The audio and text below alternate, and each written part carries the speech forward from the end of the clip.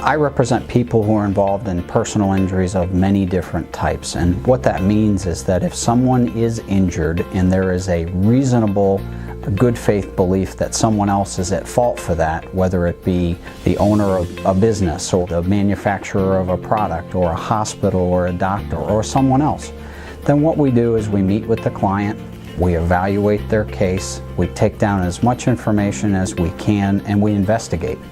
And then once I make the decision that I agree that there was fault in the case, or what we call negligence, then I will agree to represent the client and take the case forward. And in general terms, personal injury is literally an injury that occurs as the result of someone else's negligence. Those are the types of cases that we handle. And that is a very wide range of cases because we represent people who are involved in automobile accidents. We represent people who are involved in what are called defective product cases.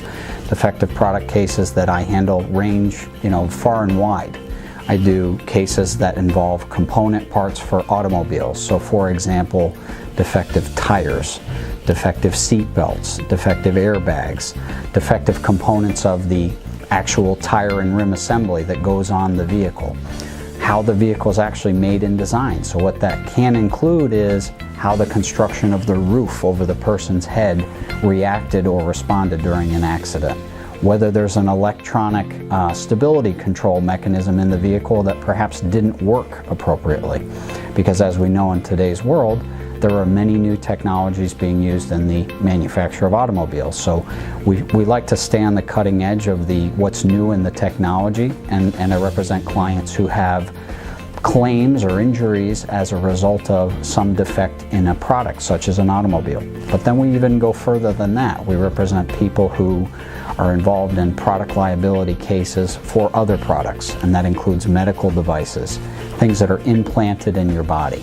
Pharmaceutical drugs that people take, prescribed by a doctor, but sometimes, unfortunately, they're not manufactured correctly or they're not designed correctly. Those are some examples of defective pharmaceutical drugs that we do. I also represent people in medical error cases, or what we call medical malpractice. Sometimes, unfortunately, you go to see a doctor or go to the hospital for medical treatment and a mistake is made. Sometimes, unfortunately, it's even worse than that. But the point is that if you have an injury and it arises from these types of cases or many other types of cases, then we can help you with your case.